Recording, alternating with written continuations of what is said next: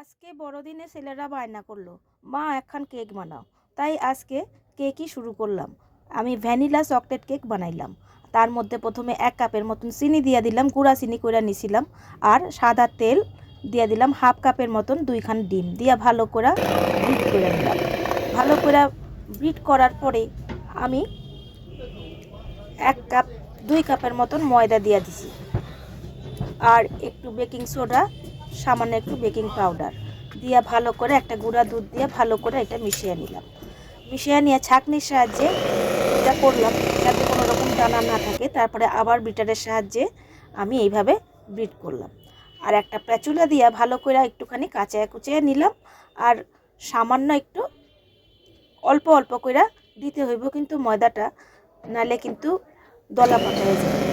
সেই জন্য অল্প অল্প করে দিয়া অল্প অল্প করে, আমার জায়গাটা একটু ছোটোই ছিল, আর কি করুম, বড় জায়গার পাই নাই, যা ছিল তাই ঘরে দিয়া করলাম। একটু ভ্যানিলা 1 চামচ দিয়া দিলাম, দিয়া আবার বিট করে নিলাম।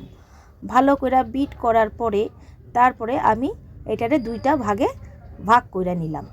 একটার মধ্যে সাদা রাখলাম, আর আরেকটার মধ্যে বাটির মধ্যে 4 চামচের মতন আমি চকলেট পাউডারটা দিয়ে দিলাম, কোকো পাউডার যেটারে কয়।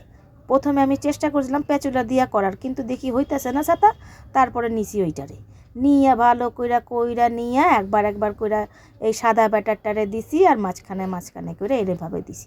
আমগো ঘরটা একটু তেঁচড়া, তাই একটু কাইত হয়ে গেছে। আপনাকে একটু সমান জায়গায় কইরা নিবেন, তাইলেই সমান থাকবো।